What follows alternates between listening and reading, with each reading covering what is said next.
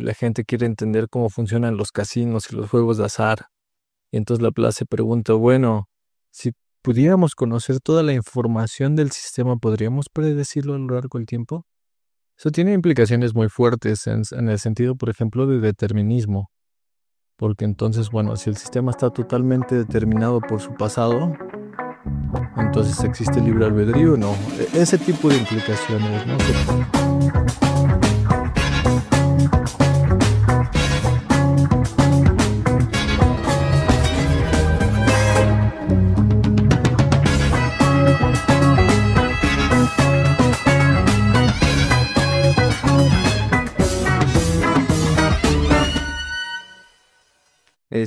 Bueno, pues estamos en el episodio 10 de la temporada 2 del podcast.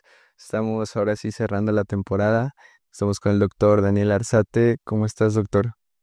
Bien, bien. Gracias por invitarme. Mira, la dinámica es así. Nos gusta empezar preguntándoles un poquito, no nada más como por su trayectoria profesional, sino también personal. Si nos pudieras contar un poquito de tu historia de vida y cómo llegaste a dedicarte a lo que te estás dedicando ahorita. Ahora sí que a autointroducirte. Un poquito de la biografía de quién es Daniel, cómo incluso llegas, ¿no? al camino de la física.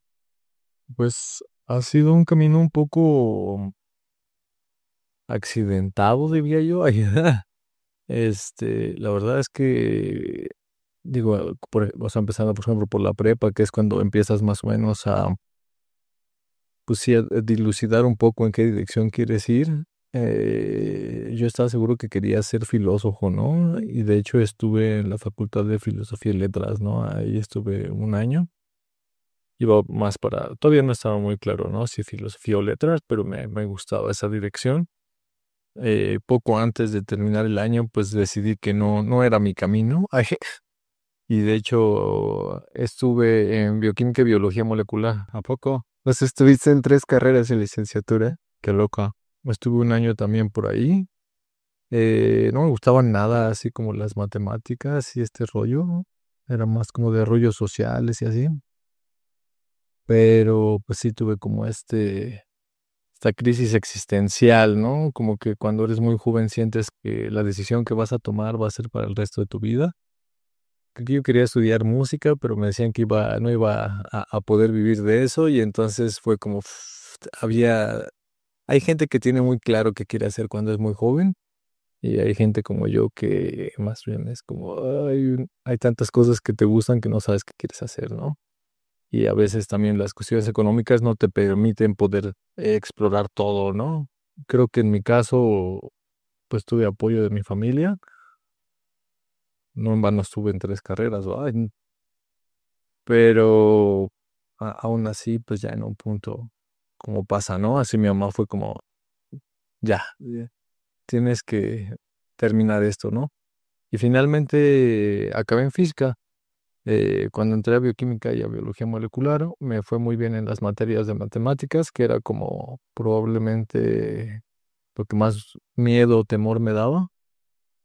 Y me gustó mucho porque la perspectiva de las matemáticas en la universidad es muy diferente a la perspectiva que te dan usualmente en la prepa, ¿no? Entendí o conocí todo esto que les llaman las demostraciones, me gustaron mucho, ¿no?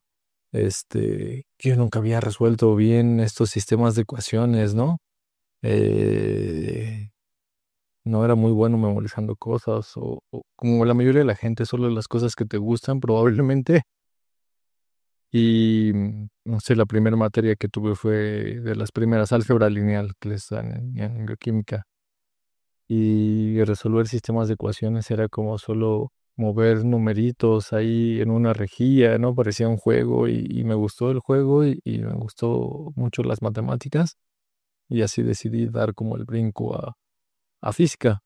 Pero sobre todo porque hay ahí rollos de que estas preguntas, ¿no? Como yo no entendía esto de que como que el tiempo y el espacio se elongan y se contraen y no entendía eso, ¿no? Y tenía por un lado todas esas preguntas y por el otro como que, como buen adolescente, supongo en su momento, me interesaba mucho una pregunta y esa era cómo los genios se hacen genios. y como que en la cultura popular está muy vinculado a gente con algún tipo de trastorno mental o psicológico, lo que sea, y entonces como que esa pregunta se me hacía muy interesante y ahí era, me decían mucho que el cerebro, un poco llegué así a bioquímica y a biología molecular, teniendo un interés por el cerebro, ¿no? Y a grandes rasgos así llegué, pero eso fue un poco accidentado. Ay, Yo tengo algo que me parecía interesante que mencionaste al principio, que fue lo de filosofía. ¿Por qué querías ser filosofía? Entonces, ¿sigues teniendo un interés en esta parte? sí, sí, sí, de hecho ha sido interesante porque ahora que entré aquí al departamento de inteligencia artificial, los chicos llevan una materia que se llama inteligencia artificial y sociedad, que de hecho supongo ustedes llevaron algo así como ciencia y sociedad o algo así. Yo creo que nunca tuve algo parecido. Es con una materia así, en teoría de relleno sí es importante, pero sí tiene que ver cuestiones ahí éticas y sociales. Mis materias sociales eran todas como de emprendimiento, de cosas así. Nada que me hiciera como tratar de estimular este especie de pensamiento crítico del que tanto me gusta hablar, pero justamente seguías diciendo de esta materia. Pues eso, ¿no? O sea, a mí no me tocó tampoco en mi plan de estudios cuando yo llevé estas cosas, más bien si tú tenías interés en esos temas, los estudiabas por tu cuenta, pero no llevaba esa materia. Después me enteré que les metieron estas materias. Aquí fue un poco un debate, ¿no? Había gente que decía justo, no, estas son de relleno, ¿para qué? Este, es un tema complicado. O sea, ahora como profesor lo puedo ver. Tú tienes los temarios y deseas que los chicos salgan bien formados en las cuestiones técnicas. Y es mucho, ¿no? El mundo se está moviendo muy rápido y entonces de alguna manera a veces sacrificar conocimientos técnicos por otros sociales, pues tiene un costo. Y pues la mayoría de los investigadores, digo, debe haber ahí sus excepciones, pero en su mayoría pues son especialistas en su área y algunos tendrán interés en estas cuestiones sociales. Digo, en general, ser humano, ¿no? Es un animal social y tiene como estos intereses, pero hay gente que sí se lo toma más en serio, ¿no? Y hay gente que pues realmente no. Entonces no le ve mucho el caso, ¿no? Yo creo que, o sea, me di cuenta, para mí fue muy, muy importante. Y en realidad como retomé este interés probablemente a finales del doctorado. Y de repente la pregunta que me dice, bueno, ¿cuál es mi postura como científico? O sea, los científicos tenemos una postura, por ejemplo, respecto a la verdad, porque creo que la tenemos, pero nunca estamos, no sabemos ponerle nombre, ¿no? La comunidad científica ha generado todo este sistema social, político, para generar conocimiento, pero en realidad no estudiamos como lo hacemos, ¿no? Que nos estudian son los filósofos. La gente que hace epistemología, por ejemplo, este tipo de cuestiones, ¿no? Entonces, de repente, como uno de los temas que más me gusta tiene que ver con sistemas complejos y toca también cuestiones filosóficas como qué es la vida, ¿no? O cómo es que se autoorganizan ciertos sistemas. Ahí empecé otra vez como a rozar con estos temas y me tomé un curso ahí de historia de la ciencia y fue como muy sorprendente para mí. Y después me aventé otro también en rollos de repente iba a las clases aquí a la facultad vecina, pues algunas estuve ahí, de epistemología, entonces como, y tengo muchos amigos en esa área. Entonces pues luego me platican un poco y me recomiendan cosas. Pues digo, un entrenamiento serio, serio, serio, como, pues sí, estar formado en ciencias sociales realmente no. Pero sí empecé a hacer como estas reflexiones y traté pues poder tener una posición firme sobre cuál es mi postura como científico, ¿no? Finalmente. Entender las bases también, ¿no? De qué es lo que haces. Como tú bien lo dices, ¿verdad? Parece que estamos involucrados o el quehacer científico está involucrado en una parte de todo este proceso de generar conocimiento, pero no muchas veces se plantean los orígenes, ¿no? De por qué lo estoy haciendo así, por qué estoy luego de esta forma, por qué estamos utilizando estos métodos. Ni cómo llegamos, o si hay otras formas alternativas, ¿no? Exacto. Sí, y es importante, ¿no? Creo que O sea, está la epistemología, que sí es como un poco más arriba, pero yo creo que algo que es muy importante, yo sí lo creo, ¿no? Para la persona que hace ciencia en algún momento de su vida, sí es sentarse a entender, ¿no? O al menos a leer un poquito acerca del proceso histórico que ha llevado, pues, en dónde estamos. Y creo que eso te sitúa. Digo, si eso te va a hacer mejor en tu investigación, quizás no, ¿no? Si tu investigación es demasiado especializada en un tema, pues probablemente no. Eh, pero finalmente creo que estar en un centro de investigación, siendo un profesor investigador, perteneciendo a una comunidad científica, siendo parte de una sociedad, involucra mucho más que solo ser bueno en un tema en específico. Y creo que en ese sentido sí es importante, ¿no? Claro, además yo creo que esto me hace reflexionar un poquito también como de esta crítica hacia la alienación del trabajo en general, o sea, de que tú perteneces a un proceso de un trabajo más grande y ni siquiera le ves sentido al por qué estás haciendo lo que estás haciendo. Y esto se habla mucho de la industria, o sea, creo que esta palabra, no sé si lo utilizó Karl Marx por primera vez, para hacer crítica al sistema capitalista, pero yo creo que también se puede hacer una analogía hasta en la parte científica. A veces en el quehacer científico estás tan involucrado en un tema muy de nicho, tan específico, que ya ni siquiera sabes por qué lo estás haciendo, cuál es el sentido de que estás investigando en eso. O sea, tú estás haciendo un aporte que le va a servir a alguien, a alguien, que al final va a terminar repercutiendo en, ahora sí que mejorar la vida de las personas, esperemos, ¿no? Pero, ¿qué tanto a veces se lo plantean así? Yo creo que ese sí es un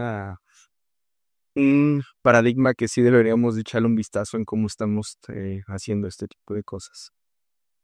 Es bueno, o sea, hay como dos cosas, hay varias cosas que veía. Por ejemplo, tú eres un investigador joven, ¿no? Y estás hablando como ya con una madurez que realmente quieres hacer un cambio, ¿no? A veces se establece en lo que mencionamos, te clavas tanto en lo que estás haciendo que te pierdes, y eso a lo mejor es porque ya lo hemos visto, ¿no?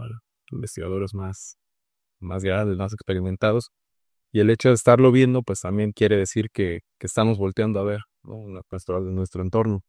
Entonces, a mí, por ejemplo, me llama mucho la atención cómo es que a lo mejor tú ya lo comentaste, ¿no? Tus diferentes estudios en filosofía, estar probando en diferentes carreras te dan un panorama un poquito más amplio de ser así, ahora, pues me voy a preguntar un poquito más las cosas, ¿no? Entonces, ¿tú lo ves presente en tus colegas o no? ¿Y te cuesta trabajo realmente ver y por eso mismo quieres hacer el cambio?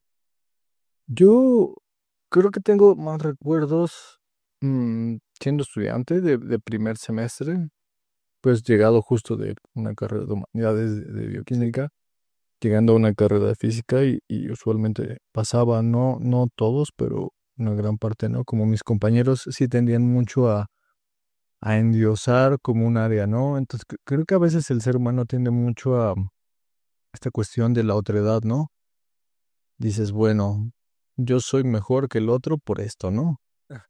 Eh, y están estos chistes, ¿no? Así de siempre. Y la gente que hace matemáticas le echa a la que no hace matemáticas, y los que están en ciencia les echan a los que hacen sociales, y los de y viceversa, ¿no? Eh, pero creo, ¿no? Lo he visto que conforme mis compañeros fuimos más bien todos, ¿no? Como creciendo a lo largo de la carrera, pues el pensamiento se va flexibilizando, ¿no? Y te vas dando cuenta que hay mucho más que solo tus libros de física. Este, más a mí me resultaba dificilísimo, digo, había temas de las materias que me encantaban, pero no podía ir a una fiesta y hablar con cualquier persona. Oye, mira, hoy aprendí el oscilador armónico, ¿no? Te lo voy a platicar, ¿no? Y definitivamente no eras el centro de la fiesta, ¿no? Creo que también esas cosas están cambiando. Ahora veo a los chicos con no sé, la forma en la que hacen comunidad es bien diferente. He visto un boom en la ciencia, pues empezando, por ejemplo, ustedes están haciendo un podcast sobre esto, ¿no? Y se me hace bien interesante y bien positivo, ¿no? Eh, entonces, y bueno, ya como en el nicho científico, creo que la gente está volteando mucho más a esto que le llaman la intermultitransdisciplina. en el sentido de que nos estamos dando cuenta que los retos más importantes que tiene la humanidad por delante requieren de muchas áreas, de que muchas áreas puedan trabajar en conjunto. Y entonces creo que hay la disposición, pero a veces no sabemos muy bien cómo hacerlo, ¿no? Eh, en algunos proyectos yo colaboro, por ejemplo, con médicos o con psicólogos, gente del área de salud, y ha sido un tema de años de irnos a sentar y escucharnos y salir muy frustrado a veces porque no te entendieron y tú no les entendiste, ¿no? Y lo he platicado con otros colegas y suele ser la barrera más difícil, ¿no? Tener la paciencia y el tiempo para invertir en estas colaboraciones, multidisciplinarias y escuchar al otro y entender que el otro pues trabaja de una forma diferente. Mencionabas también que trabajas con sistemas complejos y eso a mí, o sea, me interesa, incluso para la gente que no está familiarizada con el término, ¿cómo defines tú un sistema complejo, o sea, el estudio de las ciencias complejas de la complejidad? Porque incluso creo que hay un centro de investigación de la UNAM, ¿no? Es al C3 justo. Y ¿cómo se diferencia de las áreas que son multidisciplinarias?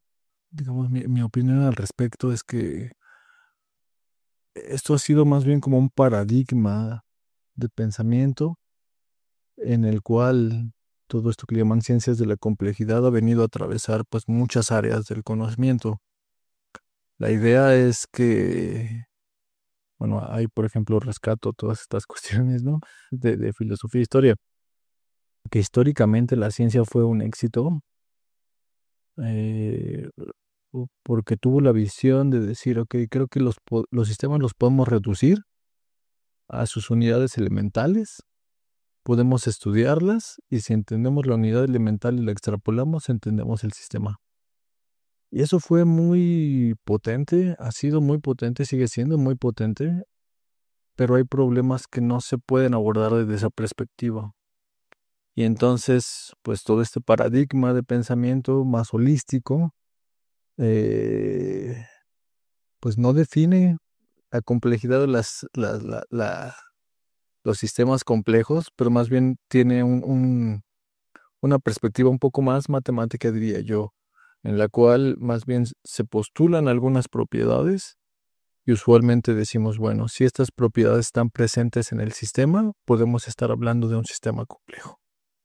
¿Qué tipo de propiedades? Se parece mucho como a los axiomas en matemáticas, ¿no? No se define ese espacio vectorial. Ah, bueno, un espacio vectorial debe cumplir con tal, tal, tal, tal, y si lo cumple, bla, ¿no? Por ejemplo. Entonces aquí es una perspectiva un poco más así. Hay mucha discusión al respecto. Hay mucha gente, diferentes áreas que está tratando pues, de empujar ahí. Hay mucha discusión al respecto. Pero en general, digo, podemos hablar de algunas generales que es importante, pues los sistemas complejos tienden a ser muy numerosos. Y pasa algo que es contrario a lo que les dije hace rato. No podemos entender el comportamiento del sistema a través de sus unidades elementales. Se usa esta frase que dice como el todo es más que la suma de sus partes. Entonces las interacciones entre las unidades pueden ser no lineales y eso da lugar a propiedades. Estas propiedades se llaman propiedades emergentes. Entonces son propiedades que, bueno, por definición son impredecibles, entonces no sabemos muy bien cómo estudiarlas. Em, y son yo creo que las más interesantes porque no las encuentras en la unidad, pero proveen al sistema de una dinámica muy rica. Hay muchas más: retroalimentación, adaptación, hay gente que mete una cosa que se llama criticalidad, etc. Ahí se discute y a veces se discute cuál es la cantidad suficiente o necesaria, ¿no? De propiedades, que si teoría de la información, que hay muchas cosas al respecto. Pero el paradigma es un poco más hay que ver al sistema como un todo, hay que fijarnos en sus interrelaciones y hay que entender que no podemos entender el sistema a partir de sus unidades básicas, sino de las interacciones de todas sus unidades, porque eso genera propiedades más interesantes, ¿no? Quizá uno de los ejemplos que a veces pongo es, bueno, hay varios interesantes, pero por ejemplo estos patrones que se forman en las parvadas de pájaros o los bancos de peces que parecen ser patrones no aleatorios, donde hay cierta sincronicidad entre los elementos, son muy robustos, ahí puedes observar muchas de estas propiedades, ¿no? A veces hay otros que se llaman sistemas complejos adaptativos y entonces se habla de si son robustos, si hay este control central, ¿no? Hay un pájaro ahí que le dice a todos cómo moverse, quizás no, pero emergen estos patrones tanto en el espacio y en el tiempo de forma sincronizada, ¿no? Entonces, este paradigma ha sido interesante y es el que, por ejemplo, ahora se pone, hace 2 Nobels, se ganó en física, justamente quienes ganaron el premio fue en sistemas complejos y es el paradigma que se ha postulado para muchas personas en el área para resolver o al menos para entrarle de forma más interesante a problemas como cambio climático, por ejemplo, ¿no? Que requieres un sistema grande, ¿no? Por lo general son fenómenos así, sociales, ¿no? Cambio climático, movilidad. A mí me parece interesante también que mencionaste tus colaboraciones en el área médica y cómo se relacionan los sistemas complejos con el área médica, tu trabajo. Ah, pues es que una de las áreas que más trabajo, ahí valga la redundancia, eh, es dinámica cerebral. Entonces el cerebro lo puedes pensar como un sistema complejo.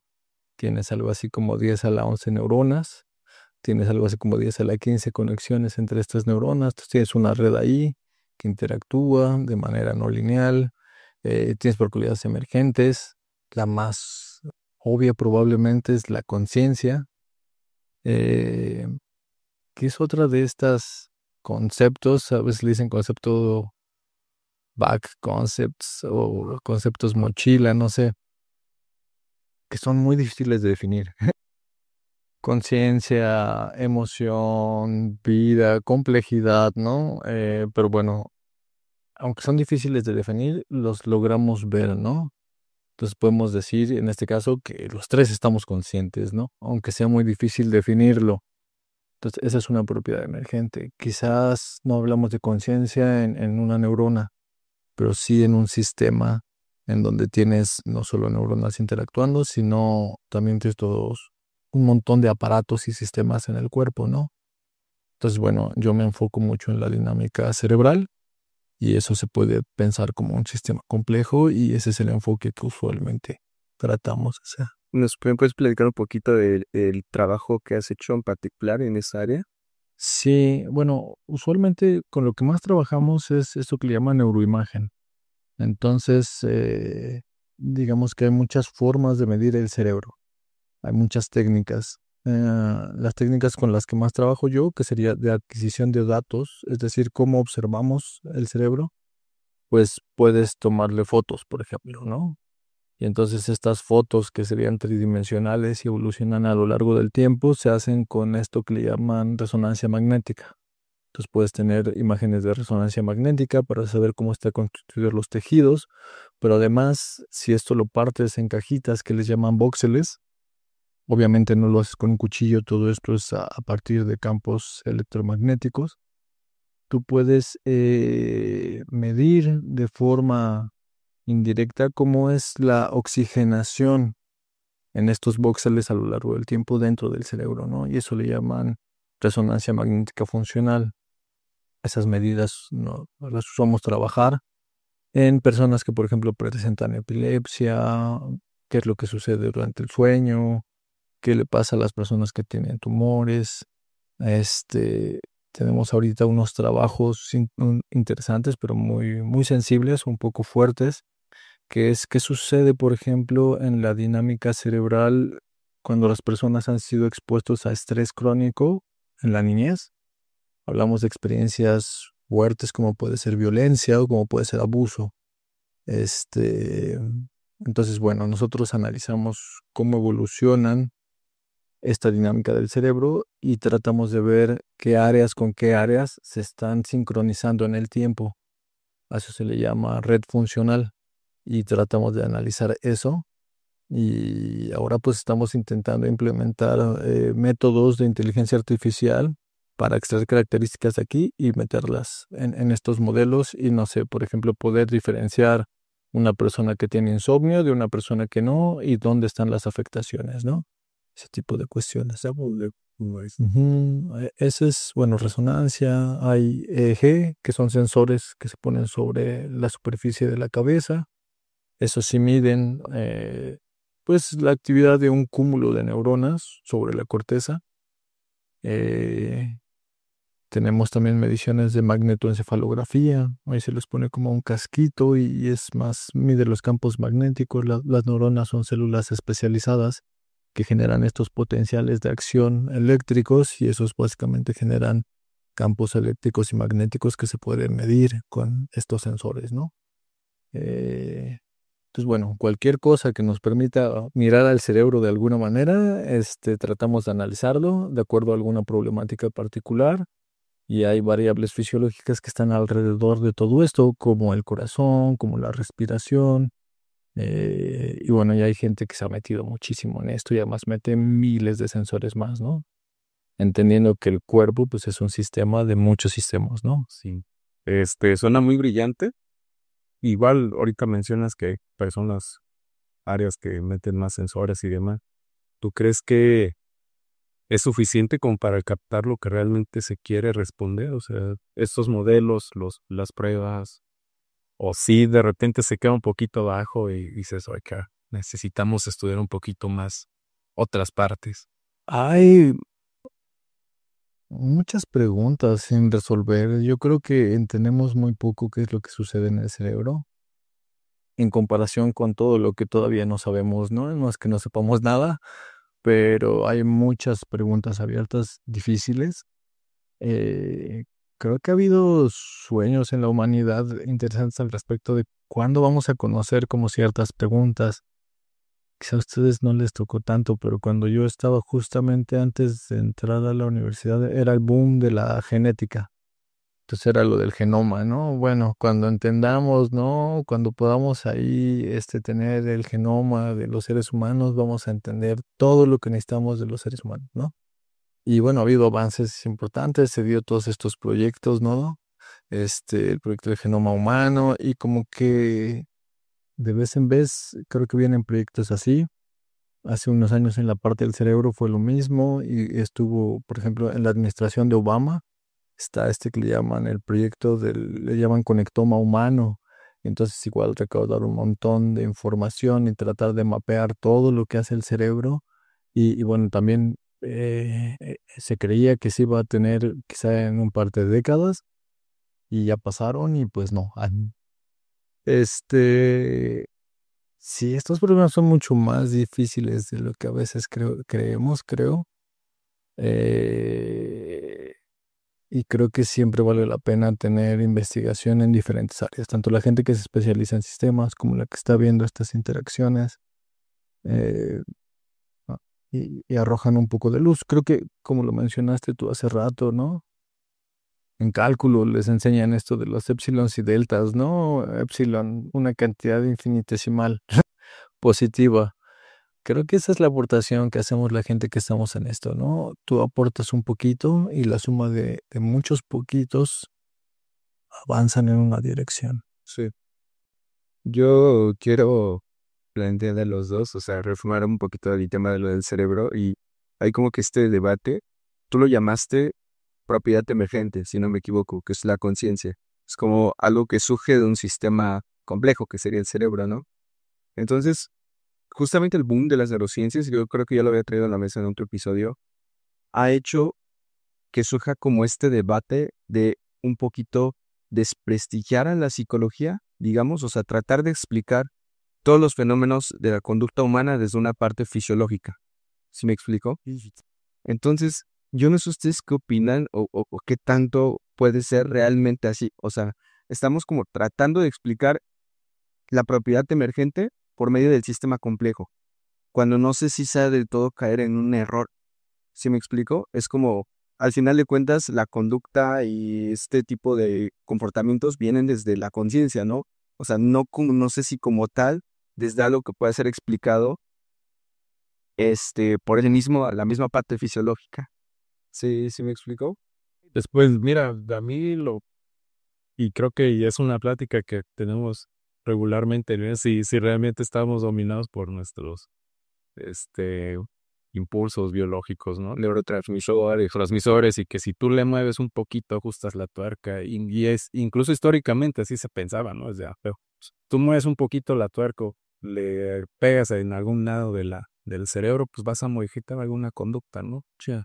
Y pues creo que yo en eso se basó mucho la psicología en algún punto, y él en la rama de estudio ahí, pero no sé, es una forma a lo mejor para mí de verlo, pero Conductismo, conductismo, a mí en lo particular sí me mueve mucho el área biológica, porque pues, es información, y a final de cuentas estoy un poquito sesgado por ese lado, y yo sí soy a lo mejor me voy más por ese camino de que sí somos, a lo mejor la conciencia es algo ya más complejo, pero sí, pues al final de cuentas somos primates, ¿no? Que nos un poquito más complejos, asociados, pero sí nos siguen dominando algunos instintos, ¿no? Pero no me gustaría dejarlo hasta ahí, sino que hay cosas más grandes, pero no sé a qué se le puedan deber. ¿Ves? Tal vez a las cosas históricas, sociales. Tú aventaste la pregunta, pero a ver cuál es tu postura. Mi postura es que no me sorprendería que conociendo, o sea, lleguemos a un punto de la humanidad donde conozcamos tan bien este sistema, o sea, que lo tengamos tan bien mapeado, que sí le podemos dar explicación a toda la parte conductual por medio del entendimiento del sistema complejo. O sea, no me sorprendería. Pero caer en eso ahorita, en este punto de lo que conocemos del cerebro, sí se me haría una forma muy reduccionista de pensar en la conducta humana.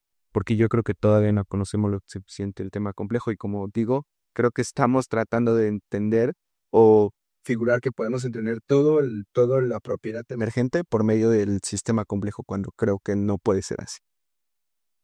Sí, creo que, a ver si estoy entendiéndoles correctamente, ustedes me dicen. Están quizás estas discusiones sobre si el sustrato físico define de alguna manera todo el comportamiento, en este caso del sistema, ¿no? Hablemos del sistema como el cerebro. Pero otra vez, ¿no? Este cerebro ha sido moldeado por un montón de interacción con un entorno, ¿no? Con una dinámica de grupo. Eh, Se dice, ¿no? Que las evoluciones se dan en las comunidades, no en los individuos. Entonces eso es importante porque eso también moldea, ¿no? Yo creo que soy partícipe de que el sustrato físico es como el escenario que le da la potencialidad a los sistemas.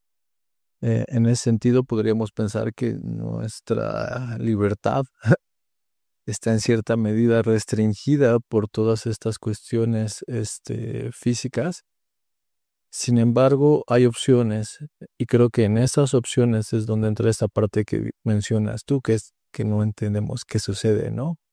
Con un poquito de opciones, con un poquito de libertad en los sistemas, emergen estas propiedades que no entendemos y que además ni siquiera podemos definir, ¿no? Hablando de conciencia, pues es el problema fuerte, le dicen, el problema blando de la conciencia, y entonces, bueno, si hay que entrarle, pues hay que entrarle. Y hay gente que dice, bueno, pensemos en conciencia en términos de cómo se transfiere la información, por ejemplo, en el cerebro. Entonces yo pongo sensores, ¿no? Veo cómo es la dinámica, lo cuantifico, mido la eficiencia o la distribución de información y en ese sentido defino eficiencia. ¿Eso es conciencia? Pues quizás no. Pero es un primer buena aproximación para tratar de entrarle a estos problemas, ¿no? Entonces, o sea, creo que en cierta medida coincido con los dos, en el sentido de que sí es muy simplista, creo yo, poder decir, bueno, mira, si picamos este botón, entonces ya. Justo en resonancia pasa un poco eso, que a veces yo veo muchos posts, ¿no? En Instagram donde aparecen así como estas imágenes del cerebro, donde hay como áreas activadas, ¿no? Y es como este es el área del amor, por ejemplo.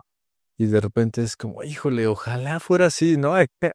Ojalá fuéramos botones que simplemente picas y pum, ¿no? Creo que volviendo a tu comentario, eso me ha gustado mucho.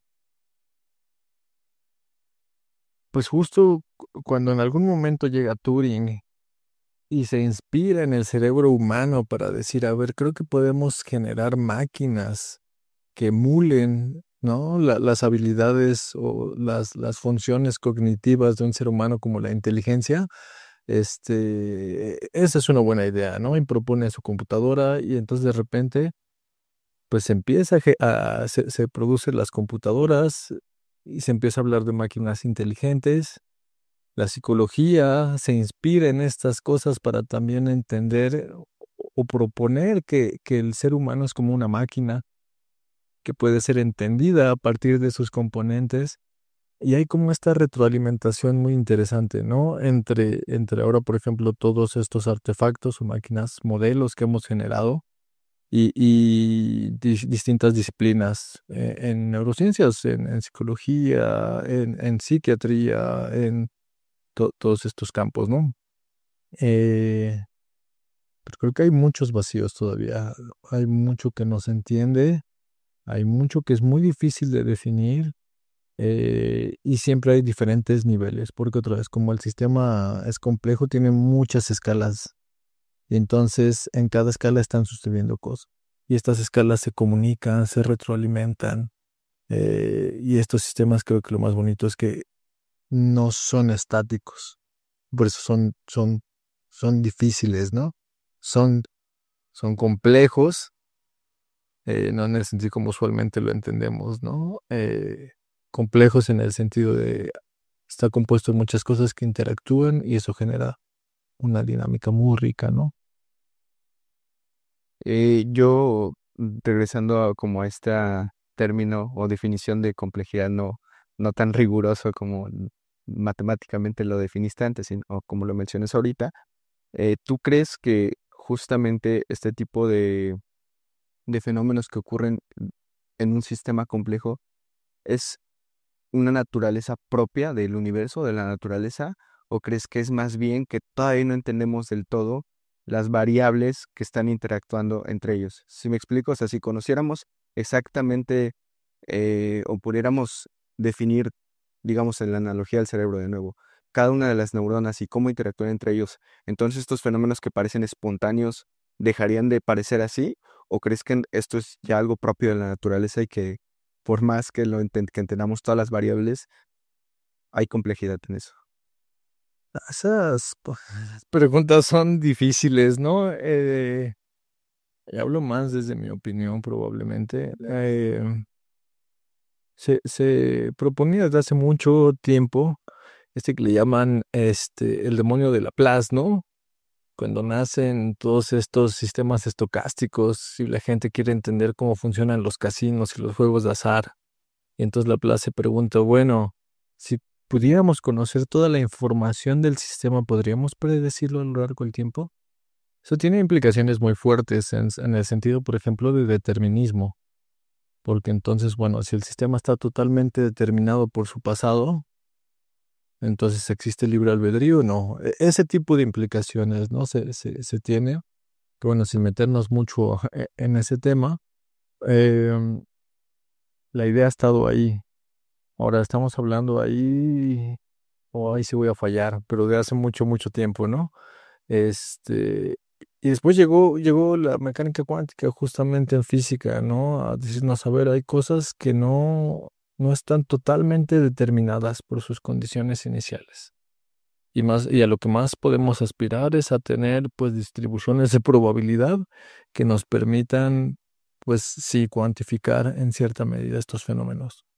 Ahora, la escala en la cual las leyes de la cuántica funcionan y la escala en la cual nosotros interactuamos, pues son muy diferentes. Muchas cosas que suceden a nivel cuántico no nos suceden a nosotros. A nosotros no presentamos tunelaje, ¿no? No atravesamos las paredes de repente, ¿no? Cosas así. Eh, pero de alguna manera esta escala que parece funcionar para describir la naturaleza en esta escala tan pequeña, pues es la base o el fundamento de estas escalas más grandes. Entonces ahí se ha discutido mucho, ha habido experimentos muy bonitos en los últimos años donde se muestran, por ejemplo, em, efectos cuánticos a gran escala, como entrelazamiento, ¿no? Que ya se ha hecho en laboratorios a distancias, pues más o menos importantes. Eh, entonces, creo que esto lo menciono a veces jugando, que esta palabra de emergencia o propiedad emergente a veces se ha prostituido un poco, ¿no? Yo coincido quizás en esa parte, que es como, bueno, estudiamos esto y si no lo entendemos, propiedad emergente. Como dices, ¿hasta qué punto realmente es una propiedad emergente que no podemos predecir a partir de lo que se tiene? ¿O en qué sentido quizás estas propiedades realmente, digo, son interesantes, pero en realidad necesitamos, como dices, ¿no? Abordarlo de una manera o de una perspectiva diferente. Quizás necesitamos mediciones diferentes, aparatos diferentes. Y en ese sentido creo que algo que se ha puesto ahora sobre la mesa fuertemente son todos estos modelos de inteligencia artificial que han estado pegándole a muchos problemas que teníamos abiertos y que están empujando mucho ahí. Y eso me hace cuestionarme también de repente sobre esto que mencionas. No lo sé, pero también me lo cuestiono. Sí. Sí. ¿Quieres preguntar algo? Porque ya luego voy como a 5 preguntas seguidas.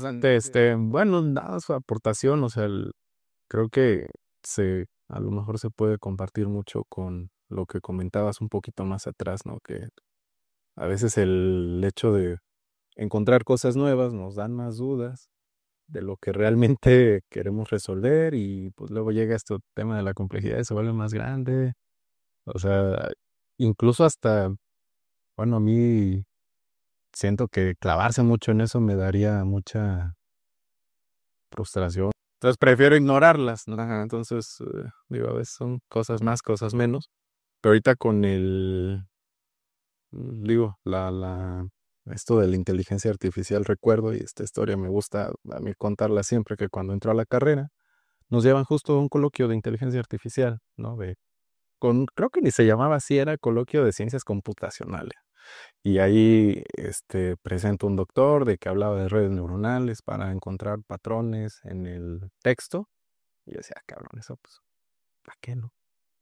O sea, no, yo con ignorancia también decía, bueno, pues eso, como para qué quieres encontrar la semántica de las palabras, ¿no? Usando redes neuronales y que le llamaban el machine learning. Eso era como en 2016, 17. Me friquea mucho, pero también digo, o sea, a lo mejor que tanto nos fiamos, ¿no? A veces sí mucha gente se fía de la IA como algo que ya es verídico, ¿no? Pero aún así siento que le falta muchísimo y pues entra también esta parte de cómo le están ocupando ustedes, ¿no? En su área de investigación. ¿Me puedes platicar un poquito cómo es que ustedes, porque hablan de los inputs que generan ustedes, pues, toda la información y la meten pues, a un modelo o hacen modelos ustedes? ¿Cómo es que genera para alguien que a lo mejor no comprende tanto los tecnicismos? Ahorita algo que me ha interesado mucho a mí es, voy a poner un ejemplo, ¿no? Por ejemplo, un fenómeno que estamos estudiando ahorita o que nos interesa, una pregunta que nos interesa resolver es, ¿cuáles son las diferencias en las redes funcionales entre gente que tiene insomnio y gente sana? Entonces, ¿qué es lo que hacemos? Bueno, pues justo tenemos estas colaboraciones. De hecho, estas colaboraciones con el laboratorio de sueño de la UNAM. Y ahí lo que hace es que se tiene, pues básicamente una cama, un cuarto donde la gente se mete a dormir. Se les conectan estos sensores sobre la superficie de la cabeza y tú registras la actividad cerebral, que es como estas señales que ves del audio. Son como así, no exactamente así, pero esa es la idea, ¿no? Tienen cierta morfología particular. Durante el sueño tenemos diferentes etapas. Entonces, aunque aparentemente no haces nada porque estás así, en realidad hay toda una dinámica, actividad muy interesante durante el sueño. hay sueño profundo, hay sueño de movimientos oculares rápidos, donde sueñas y tienes estas narraciones como increíbles. Hay unas cosas que les llaman complejos K y usos de sueño que te previenen de despertarte, eh, etc. Es muy rica la dinámica durante el sueño. Entonces, algo que se podría hacer es tomar las señales, meterlas al modelo, piénsenlo como una caja. Entonces yo meto estas entradas al modelo, que sería una caja, y el modelo me da outputs, ¿no? Si mi pregunta es, ¿puedes tú diferenciar entre la gente sana y la gente que tiene insomnio? Entonces yo le metería la señal de alguien sin decirle si es insomnio o si es alguien sano. Entonces el modelo me responde si lo es, ¿no? O no lo es. Y entonces después lo que yo puedo hacer es preguntarle al modelo, ok, voy a evaluarte, voy a ver qué también lo hiciste. Entonces, la idea general de todo esto que le llaman aprendizaje automático, que es un subcampo de la inteligencia artificial, es básicamente dotarle a modelos o programas o máquinas de la habilidad de aprender a partir de datos, aprender a hacer algo, por ejemplo, en este caso, clasificar, sin ser programados explícitamente para hacerlo, sino que aprenden de los datos. Entonces, bueno, al modelo yo lo entreno con ciertos datos. Esos datos se dice que están etiquetados. Entonces yo le doy el dato y él hace la tarea. Me dice, sí, tiene insomnio. Y yo evalúo que también lo hizo con los datos de entrenamiento. Tengo una métrica, ¿no? Por ejemplo, bueno, ¿cuántos aciertos tuviste del total de ejemplos que te di? Eso le llaman accuracy. Y si la métrica es muy buena, entonces digo, ok, ahora te voy a presentar datos que no conoces y vamos a ver que también lo haces. Sería como equivalente a los alumnos, ¿no? Cuando llevan un curso, pues llevan tareas. Ese es el entrenamiento. Y entonces hacen sus tareas, hacen sus ejercicios. Usualmente les va bien. Y después viene el examen final, ¿no? Es como, a ver, estos problemas no los has visto, pero se parecen a los que ya te enseñé durante el curso. Ahí te van. Y bueno, vamos a ver cómo te va ahí, ¿no? Si el estudiante o el modelo en este caso, ¿no? Lo hace bien, pues le va a ir bien. Y eso quiere decir que tienes un modelo. Entonces, ya que lo hace bien, pues lo que hacemos es preguntarle al modelo, ok, ¿en qué te fijaste para poder diferenciar a estas personas? Eh, entonces, bueno, una idea es meter las señales como, pero tiene varios problemas. Y es que, por ejemplo, en el caso del cerebro, piénsenlo, o esta alegoría me gusta, ¿no? Este símil, que es pensar cada área del cerebro como un edificio donde hay gente que está trabajando, es quizá como una empresa, ¿no? Y entonces tiene las diferentes áreas de la empresa que están especializadas en algo. Entonces, si las áreas del cerebro de alguna manera tienen ciertas funciones, pero cuando tú pones estos sensores que serían como micrófonos, tratando de escuchar qué es lo que las neuronas están diciendo, sí es importante que dicen en cierta medida, pero lo que los sensores captan, digamos, es como el volumen con el que lo dicen. Entonces, si muchas neuronas se coordinan para decir algo al mismo tiempo, la señal se incrementa y si no baja. Y eso es lo que observamos. Y esa propiedad es interesante y hay otras medidas, por ejemplo, eso que le llaman análisis espectral, donde tú puedes ver además, no nada más quiénes gritaron, sino en qué frecuencias. Y todo eso lo puedes usar como inputs para que la red te clasifique, en este caso, el problema que les acabo de decir. Pero en cerebro es muy importante quién se habla con quién. Y entonces usamos medidas matemáticas, no usamos la señal como tal, sino usamos algunas otras medidas matemáticas para saber cómo interactúan las diferentes áreas del cerebro. Entonces creamos estas redes que se llaman redes funcionales. Y esas medidas son las que usamos como inputs en este tipo de modelos para que nos ayuden pues a clasificar este tipo de problemas y después preguntamos dónde fue la diferencia. Y esto ya nos ayuda a tener una interpretación y después vamos con los fisiólogos y le decimos, mira, tenemos que, no sé, la diferencia fue en los lóbulos frontoparietales, ¿no? Entonces ya ellos te dicen, mira, eso tiene sentido porque la red frontoparietal es la encargada de la toma de decisiones racionales y está asociada con tal. Y entonces ya podemos darle una interpretación fisiológica. Entonces, en inteligencia artificial hay muchos modelos y podemos pensar en una clasificación general que serían modelos de caja negra y modelos explicables. Yo trabajo mucho más con modelos explicables porque necesitamos darle una interpretación a los resultados. Lo que es muy famoso, por ejemplo, ahora son todas estas redes neuronales que entran dentro de un subcampo que se llama aprendizaje profundo. Son muy potentes para resolver problemas, pero son muy difíciles de interpretar. Es muy difícil preguntarle a la red, oye, ¿cómo tomaste la decisión? Y es que no sepamos cómo ocurre, sabemos exactamente cómo ocurre todo, pero estamos hablando de modelos, por ejemplo, en ChatGPT con miles de millones de parámetros. Entonces tú puedes ver los miles de millones de parámetros, pero darle una interpretación en sentido humano, eso es lo que ya se pierde. Y entonces por eso le dicen modelos de caja negra, ¿no? Pero hay mucha gente trabajando en eso también. Todo se vuelve ya muy grande que dices, ya no tiene caso, ya no le ve sentido. Exacto. Sí. Hay redes muy bonitas, yo creo que de las que son más intuitivas en términos humanos son esas me interesan también. Estamos ahí jugando con un alumno con estas redes que se llaman redes neuronales convolucionales. Se usan mucho para imágenes. Y es interesante estas redes porque tú puedes ir y ver en qué se atigaron. Y entonces de repente, por ejemplo, no sé, si quieres diferenciar rostros humanos, de repente puedes ver que quizá un parámetro que tomó la red para diferenciar, no sé, hombres de mujeres, es una combinación entre una característica que tiene que ver con la cantidad de cabello y el tamaño de las orejas. Pero todo eso quizá es una sola propiedad para la red. Para nosotros no, son dos. Es la cantidad de cabello y es el tamaño de la oreja, ¿no? Y entonces de repente hay propiedades que tú ves ahí que no tienen mucho sentido para nosotros, sí, pero para el modelo lo tuvo y fue algo en lo que se fijó para poder afrontar el problema, ¿no? Entonces, y estamos hablando de redes muy interpretables, ¿no? O más o menos intuitivas. Ya estos modelos de lenguaje en grande, ya es una locura, ¿no?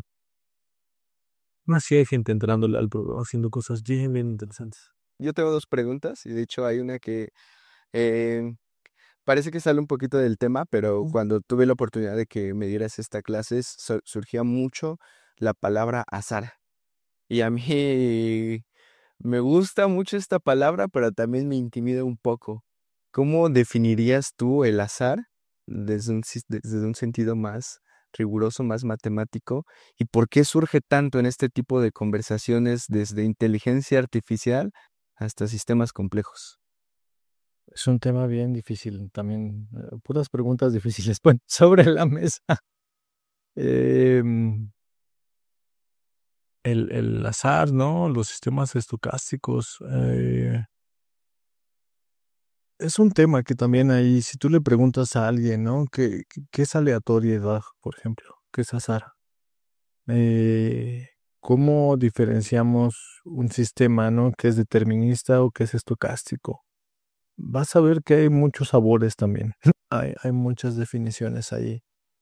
Eh, Siendo un poco breve o dijeras tú como un poco técnico, esta es una investigación que hace un colega y me ha gustado bastante, ¿no? Propone que podemos pensar en sistemas azarosos o no deterministas como sistemas cuyas fases de Fourier son números aleatorios distribuidos entre 0 y 2pi. ¿Qué quiere decir eso? Si pensamos, por ejemplo, en series de tiempo, podemos pensar en cualquier propiedad de un sistema que podemos medir a lo largo del tiempo, pues podemos eso, ¿no? Observar cómo evoluciona, si sube, si baja, si oscila, qué es lo que pasa, ¿no? Y entonces está esta herramienta muy bonita que es la transformada de Fourier. ¿Qué es lo que hace? Pues básicamente te permite ver la dinámica de la señal, pero ya no como una dependencia en el tiempo, sino como una dependencia en lo que serían frecuencias. Eso es muy raro, ¿no? Porque tú dirías, bueno, usualmente cuando pensamos en frecuencias, quizá pensamos en ondas. Pero si, por ejemplo, yo tengo acciones de la bolsa, pues las acciones de la bolsa, ¿no? Su evolución a lo largo del tiempo no es una onda. Estamos hablando de agentes que están tomando decisiones y entonces podemos medir cómo es el cambio en el precio de alguna acción. Entonces, ¿por qué le podemos calcular la transformada de Fourier a esas cosas? Porque la mayoría de los sistemas tienden a tener periodicidades. Tiende a haber patrones que tienen algún tipo de periodo y eso lo podemos pensar como una oscilación. Entonces Fourier te permite ver cómo evoluciona esta dinámica, pero ya no como función del tiempo, sino de las frecuencias. Y como las frecuencias son la inversa de los periodos, entonces nos está hablando de cómo son estas oscilaciones o tantas repeticiones tenemos y con qué frecuencia. Y entonces este esquema nos dice un poquito, si pensamos en el sistema del cerebro, nos dice cuáles son las frecuencias que aportan más. Es una alegoría bonita, por ejemplo, a la luz. La luz blanca está compuesta de muchas frecuencias y cada frecuencia está asociada a un color. Y entonces la luz blanca es la luz más democrática porque cada frecuencia aporta en la misma cantidad, ¿no? Y entonces tienes un espectro de potencias plano, ¿no? Donde esta altura quiere decir, pues, qué tanto aportó cada frecuencia. Bueno, esa es una propiedad importante que es la amplitud o la intensidad o la potencia, pero hay otra que es su fase. Entonces tú puedes medir cuáles son las dependencias de las fases como función de las frecuencias. Y este concepto fases no es trivial explicarlo, ¿no? Pero nos habla un poco más de cómo son las interrelaciones, por ejemplo, con otras señales. Entonces, de acuerdo a cómo se acoplan estas fases de una señal con otra, nos hablan de la dinámica de la fase. Entonces, cuando estas fases son, pues sí, como números aleatorios distribuidos de forma uniforme, básicamente perdemos estructura. En esto que le llaman, pues un espacio donde podemos ver la dinámica del sistema, que usualmente se le refiere como espacio-fase. Entonces, un sistema totalmente determinista, dada una condición inicial, siempre va a evolucionar en esta trayectoria, en esta cosa que se llama espacio-fase.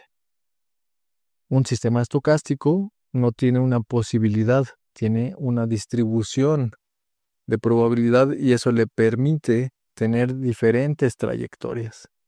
Y ahí entonces ya no tenemos sistemas deterministas. Entonces, lo que se ha observado es que algo que sí se comparte en muchos de estos sistemas no deterministas, perdón, es que estas fases tienden a tener estas distribuciones uniformes. Entonces, esa sería como la explicación, técnica, Aleatoriedad, sí. que a mí me gusta. Como les dije, ¿no? Si van a los libros y le preguntan a diferentes personas, seguro van a tener ahí algunas cuestiones, pero en esa dirección van, ¿no? Sí. Existe algo que, bueno, también mencionaste esta parte de las finanzas, que eh, ta- incluso la bolsa de valores, ¿no? Puede entenderse como un sistema, al menos donde sabemos, cuasi aleatorio, ¿no? Em, Tuve un acercamiento a este tipo de estudios de mercados financieros y solía pasar algo, o al menos donde estaba investigando, que muchas veces se encontraban patrones que justamente, al menos para pruebas de aleatoriedad, parecía que sí eran patrones, o sea, que eran cosas que sí pasaban bajo cierta periodicidad y con cierta estructura, ¿no? Pero lo difícil aquí era saber por qué ocurrían, o sea, darle un tipo de interpretación, ya no tanto al cómo se encontraban cosas, porque también estamos hablando de la interpretación o del modelo, sino del sistema en sí, del fenómeno, de por qué, no sé, después de que ocurre cierto fenómeno de tu serie temporal, significa que después de 3 horas va el precio de esta acción va a subir o va a bajar. O sea, no se entiende por qué, no hay una forma de darle un sentido cualitativo. ¿Te has enfrentado esto en tu trabajo? ¿Cómo se le puede? ¿Tiene un nombre esta que suelo como que captar a veces en este tipo de fenómenos, sistemas? Bueno, yo no trabajo con sistemas financieros. alguna vez tuve la inquietud, justo en la licenciatura, iba a trabajar con una persona que le entra mucho, él es físico también y le entra estas cosas. Eh, Finalmente no estaba totalmente convencido y terminé en ese entonces trabajando con textos. Este, pero tengo colegas muy cercanos, lo que me han comentado, lo que sé un poco al respecto, algunos seminarios, ponencias, pláticas con ellos, es lo que te comentaba hace rato, esto que le llaman irreversibilidad. Eso ha sido como uno de los acercamientos que me han parecido muy interesantes. Entonces, en física entendemos el concepto de reversibilidad, por ejemplo. Wow, y bueno, en bioquímica, bueno, este es un montón también, ¿no? Pero uno de los más bonitos creo es si tú tienes una gota de tinta y la echas en un vaso, pues ahí vas a tener difusión. La pregunta es, ¿puede esta gota volverse a reintegrar como, o sea, ya que está difuminada en el vaso de agua, ¿puede volver a volverse una gota solo de tinta? En principio, si bueno, está esta que es la segunda ley de la termodinámica, que está asociada con esto que le llamamos entropía. Entonces, digamos que si solo lo pensamos en términos de entropías, sabemos o se ha postulado que la entropía es una ley casi estadística en el sentido que te da la configuración más probable del sistema. Y entonces en el caso de una gota de tinta, pues el estado más probable es que se difumine la gota en todo el vaso de agua. Sin embargo, no, esa ley por sí sola no te restringe la posibilidad de que la gota pudiese volverse una sola otra vez. Entonces ahí necesitamos otro tipo de potenciales que nos hablan de la dirección preferencial en la cual se van a dar, por ejemplo, algunos fenómenos. Entonces, esas mismas perspectivas o entonces sistemas que van en una dirección y pueden regresar a su estado original a partir de cambios infinitesimales de energía, se conocen como procesos reversibles. El caso de la gota no lo es.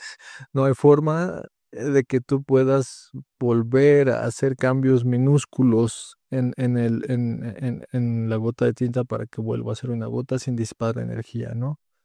Y, y entonces estas mismas ideas se han usado en sistemas como el de la bolsa. Entonces, si tú supones que el sistema es eficiente, no logras encontrar un estado preferencial. Es decir, si ves el video de la gota, no sabrías si la gota difuminándose es un antes o un después. Entonces, esta misma idea se ha usado en bolsa y se usan medidas de teoría de la información, donde se usan entropía y cosas de estas asociadas para tratar de medir estos patrones. Y entonces, yo lo que he visto es que, como mencionas, hay casos donde parece que los sistemas son reversibles. En ese sentido, estaríamos hablando de que en ciertos lapsos del tiempo parece que el mercado es ineficiente. Y si es ineficiente, entonces tú podrías, en cierta medida, encontrar una dirección. Pues sí podrías hacer predicciones. Eh, es lo que sé, es lo que he visto. La idea es interesante y de hecho me ha gustado tanto que quiero aplicarla en lo que yo hago y tratar de ver cómo es la irreversibilidad en el cerebro, por ejemplo, a lo largo del sueño, ¿no? Pero bueno, estamos hablando de cosas totalmente diferentes, sistemas muy diferentes que parten de postulados muy diferentes. Pero, o sea, otra vez la respuesta corta es, no lo sé. Ay. Sí, sí, porque sí, justo digo, existen ciertas, porque aparecen patrones ya, estructuras, pero ¿por qué? No por qué aparecen, ¿qué significan más bien, no? O sea, ¿qué te dicen del sistema en sí? Y llegas a nada, o sea, es tan difícil como encontrar el patrón en sí mismo o más. De acuerdo. Quiero hacer una pregunta, y esta sí va a estar pues, bien volada, pero antes no sé si quieras tú, Gadu, pero tal vez, O sea, yo lo veía como igual, así, complementarios, mencionando lo de la gota como procesos de irreversibilidad y justamente lo da por las propiedades físicas de la molécula en donde está y su medio, ¿no? Pero a lo mejor sí, no sé igual qué tan volado, o sea, si tú estudias eso análogo a la bolsa o al cerebro, ¿podrías encontrar alguna respuesta? O sea, si dices, ok, bueno, si ya sabemos que la gota va de acuerdo a la disolución, ¿no? Y a las propiedades polares del agua, ¿no? O sea, y si estudiamos eso análogo al sistema en el que estoy yo estudiando, pues podría tener un poquito más de información o no iría por ahí. O sea, ¿cómo lo ve, Doc? ¿Estás preguntando como en Sí. del cerebro? El cerebro y también pues en tu área, o sea, las Ujú. cuantitativas, porque también la bolsa sí se rige mucho, uno por la especulación, otro por el mercado, o sea, los diferentes actores que componen ese sistema. Y en el cerebro, pues a lo mejor, ahí sí ya no, desconozco. O sea, como entenderte, como que la parte cualitativa también te diga algo, ¿te Sí, refieres? sí, sí. O sea, O como... sea, tus agentes, o sea, Ujú. los actores que están dentro del sistema, no sé, el mercado, cuáles son los principales actores que tienen un peso y que pueden influir en el sistema, ¿no? La especulación, incluso Ajá. la, el momento social que estamos viviendo, ¿no? Sí, yo creo que, bueno, en particular, de hecho, creo que sí hay una rama completa que es como al revés, como finanzas no cuantitativas, que sí es que hacen estudios de, pues literalmente de qué está pasando en la empresa e incluso las personas, ¿no? Como los CEOs, todo esto, si está metido en algún problema o esto, pues tú ya puedes anticipar que probablemente pueda existir, este, no sé, que no estén valoradas como lo deber y como lo están. O sea, decir, ¿sabes qué? Este güey para decir algo, ¿no? Elon Musk está metido en una broncota y sus acciones siguen normal, deberían de ir hacia abajo porque va a estar en problemas, ¿no? La persona que está al mando. Entonces, yo creo que sí, o sea, bueno, no lo había pensado para sistemas tan difíciles de entender como el cerebro, pero yo creo que al menos en finanzas, hasta donde tengo entendido, sí, las mismas como propiedades más cualitativas de los agentes que participan en ese sistema tan complejo, sí te pueden anticipar el qué pasaría con ese sistema, que hasta donde tengo entendido. Yo he visto cosas muy interesantes ahí. Y sí hay gente que ha tratado de implementar modelos que lo que hacen es, por ejemplo, meterse a Twitter o a las noticias, extraen información, esto que le llaman a veces análisis de sentimiento, y lo tratan de meter como inputs categóricos en estos modelos para ver si tiene alguna repercusión. Es dificilísimo el problema. Es un intento, ¿no? De encontrarte respuesta, tal vez. Tiene sentido, ¿no? Buscar también ahí, pero hay tantas variables en el sistema que no sé. Yo digo, no es mi área de especialidad, pero con lo poquito que he visto, mi opinión personal es que es un sistema sumamente estocástico, ¿no? Sí. Ok, y ahora sí, como última pregunta para cerrar el podcast, y es que ya hemos hablado también, bueno, tenemos un interés particular como, o al menos yo, en la parte más política o social. Y sin dudas creo que la sociedad puede ser entendido también de cierto modo como un sistema complejo. O sea, somos un montón de actores que tomamos un montón de decisiones y una afecta a la otra, o sea, afecta o sea, las decisiones que tomas tú ahorita pueden estar afectando a una persona del otro lado del mundo, y más si cerramos el sistema, por ejemplo, en México, ¿no? Que alguien haya decidido abrir o no abrir un negocio, cometer un crimen, pueden repercutir al sistema completo, ¿no? Eh, la duda es que, y va a sonar como ciencia ficción, pero ¿tú te imaginarías en un futuro, si llegamos a tener un entendimiento mucho más grande de los sistemas complejos y potenciado con herramientas como la IA, que lo está cambiando todo, que en el futuro las decisiones de política pública pueden ser tomadas desde una perspectiva puramente cuantitativa? O sea, que el sistema se pueda reducir, que la sociedad se pueda resumir en un sistema complejo, donde justamente el dar o no dar dinero, el tener una iniciativa social, se pueda resumir en cómo va a afectar en mayor medida o a beneficiar a la sociedad en sí.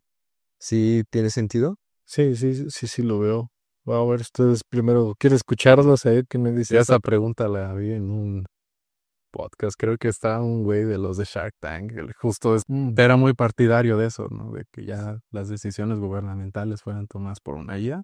Ok. Y le dicen, bueno, sí, pero tú dices que a lo mejor en tu propia empresa, tú de fuerza necesitas una persona porque tú sabes lo que quiere, ¿no? Esa empresa. Dices, entonces ya no. Y lo mismo a lo mejor pasa, pues, lo que un estado tiene un gobierno, ¿no? A lo mejor creo que va por ahí, ¿no? La pregunta. O sea, si un gobierno puede tomar las decisiones en base a toda la información que ellos pueden recabar y analizada por una IA súper potentísima, ¿no? Que son cosas que puedes medir economía, puedes medir muchas cosas, ¿no? Pero no sé, yo voy a sacar aquí otra mafufada. No sé, es que te digo, a mí me mueve mucho el modelo biológico, porque a mí se me hace muy interesante. Pues, una célula, no sé si podría ser un sistema complejo. Hay parte, no lo sé. Puede ser, sí, ¿no? Y lo es. El genoma, la regulación de la expresión genética, pues es algo que es un tema que tiene un propio centro de investigación.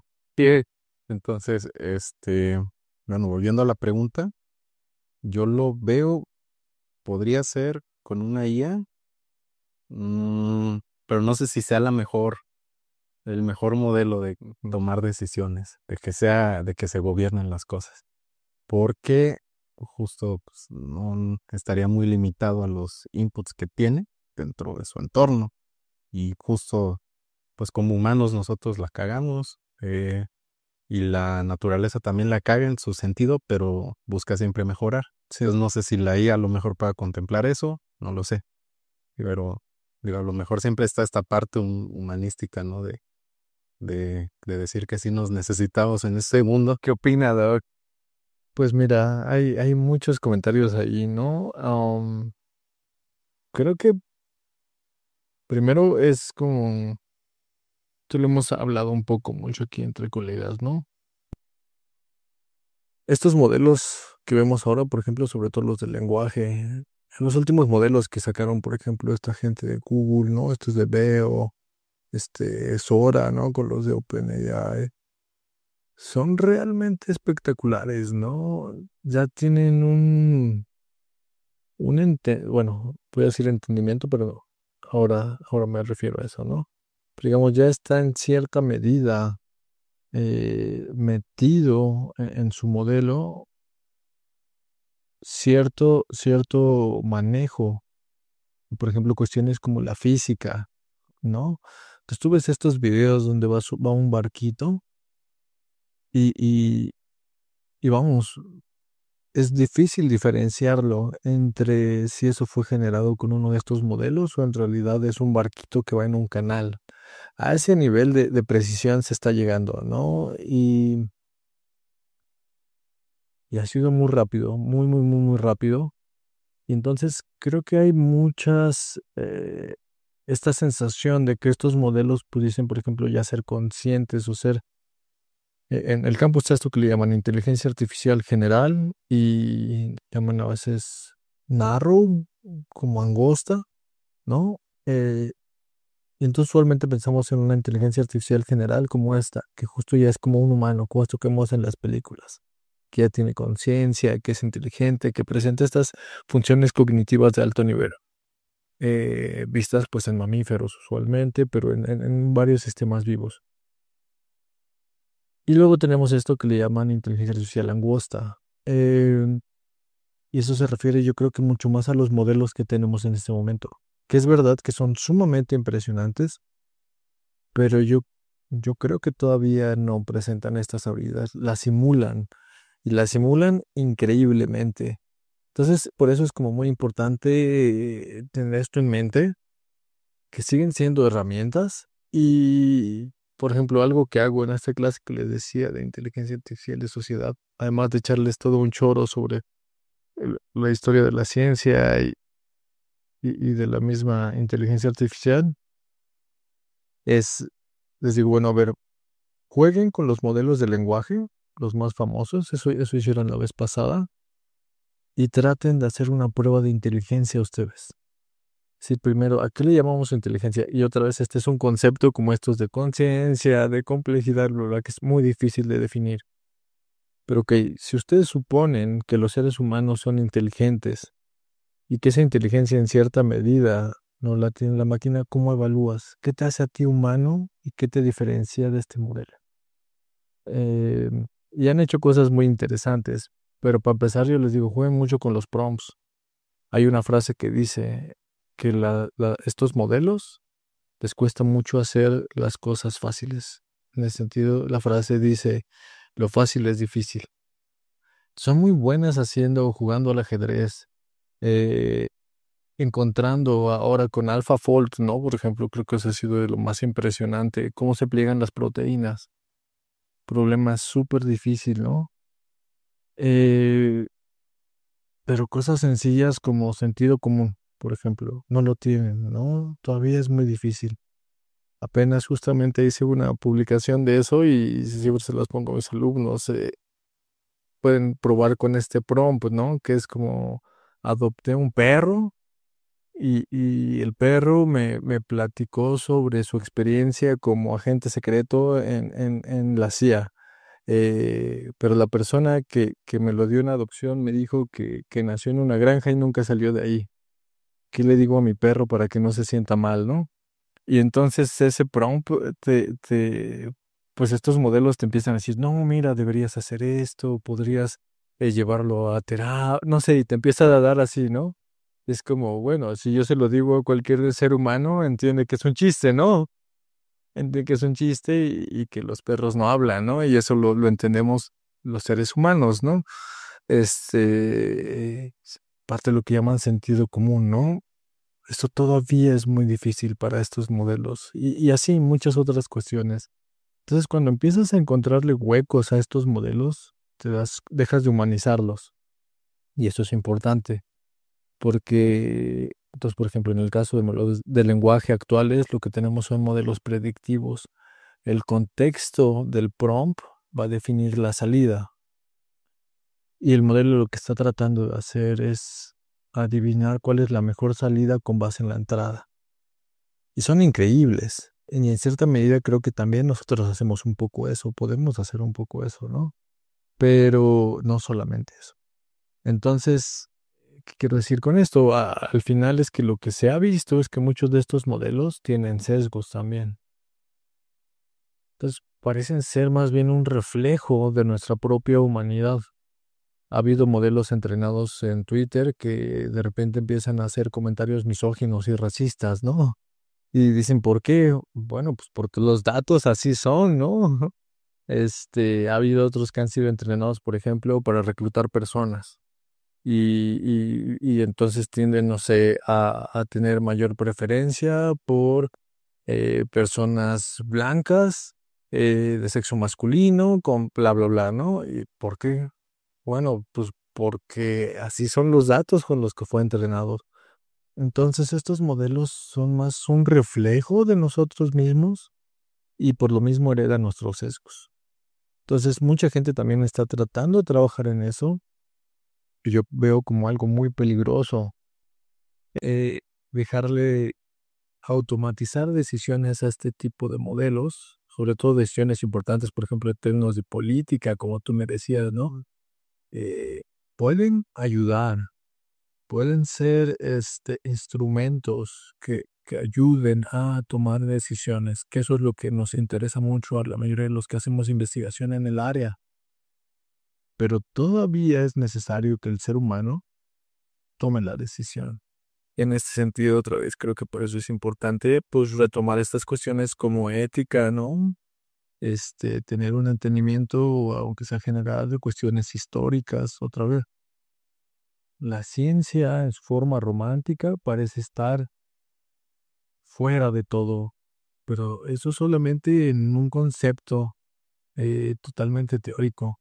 De forma real, la ciencia se hace por seres humanos inmersos en un sistema político y social, con sesgos, con enojos, con temores, que presentamos todas las emociones que entendemos como seres humanos, ¿no? Como seres vivos.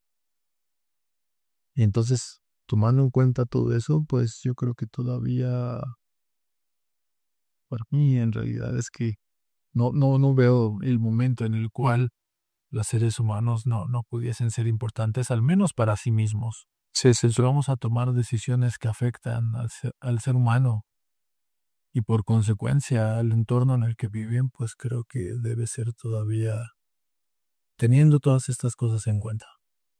ya. Perfecto. Como nada más para finalizar, y eso ya es pregunta corta. ¿Qué tan pronto crees que lleguen estas regulaciones de IA y computación? Porque creo que es algo nuevo que no se está tomando, pero incluso ya hay un poquito de intelectuales, de filósofos que se ponen a discutir, oye, pues ya deberíamos estar filosofando de eso, de lo que está pasando. ¿Qué tan pronto ves que lleguen esas regulaciones? O sea, ya hay países, organismos, ¿no? Instituciones tratando de trabajar en esa dirección. No en todos lados. Hay mucho más, como siempre, ¿no? Del otro lado del charco. Sí, Apenas tuvimos un coloquio y el conversatorio fue un poco, al final giró un poco alrededor sobre la regulación. Tenía gente de empresa privada, teníamos académicos afín, tanto en sociales, psicología, gente que trabaja en el área de inteligencia artificial.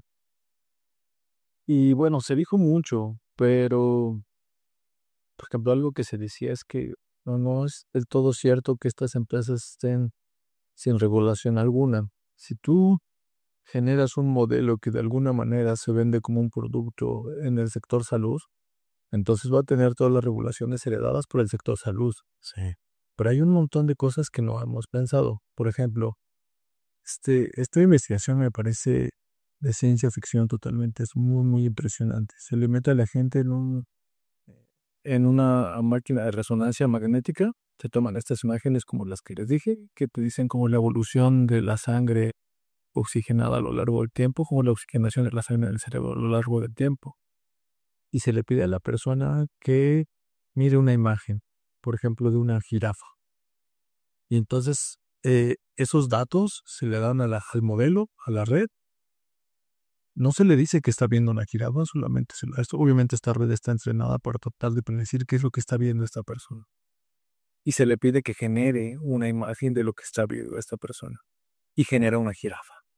Dentro de los investigadores que han estado metiendo mucho más en esa dirección, ya tienen años de esto, es este señor que se llama Rafael Yuste. Otro de los apasionados por este boom de las neurociencias, que también tuvo un proyecto, él es español, y él estaba a cargo de un proyecto muy parecido a este de Estados Unidos, pero en Europa. Y ellos empezaron a preocupar mucho por estas cuestiones, porque es como, a ver, privacidad mental. Es un problema que no teníamos antes. Yo no podía leer tu mente, no podía saber qué estabas pensando, pero ahora empezamos a generar tecnologías que tienen potencialidades, ¿no? Que tienen capacidades que no teníamos antes. Entonces ahí sí hay que regular, ahí sí hay que empezar a pensar qué sucede.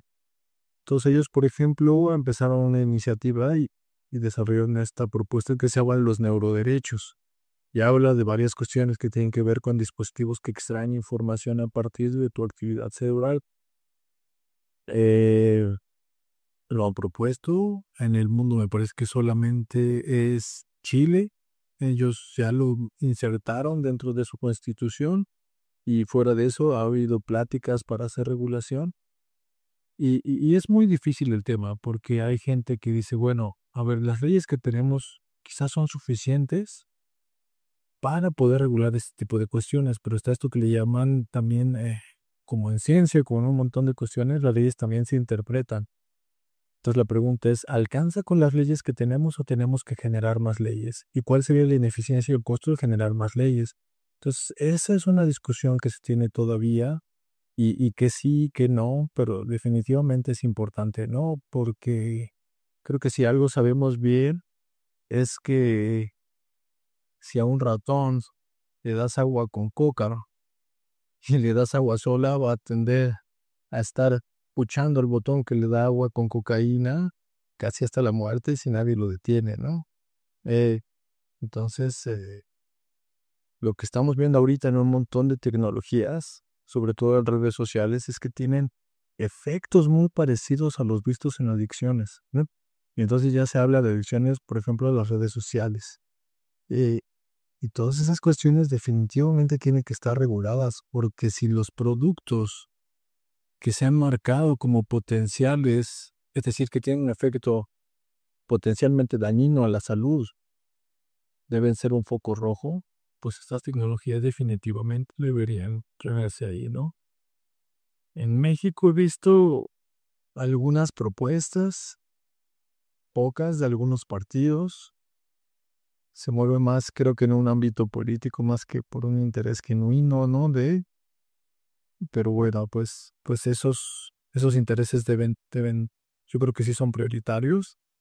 Y creo que a veces se nos olvida un poco que nosotros podemos ser actores activos en toda la cuestión política, ¿no? También esperamos que de alguna manera todos estos actores de repente se les ocurra hacer las cosas que son importantes para nosotros. Pero creo que a partir de generar espacios como estos, ¿no? Generar espacios de diálogo entre personas que pensamos diferente, pero que tenemos las mismas preocupaciones, la gente organizada es la que puede empujar mucho más en esa dirección. Y esa quizás es mi opinión al respecto, ¿no? Perfecto, y pues con eso cerramos el capítulo de hoy. Buenísimo el capítulo. Dani, espero que también te lo hayas pasado muy bien. Si pudieras, ahí vamos a poner tu correo electrónico por si se quieren contactar contigo, nuestro escucha. Y pues muchísimas gracias por quedarse hasta el final, ¿va?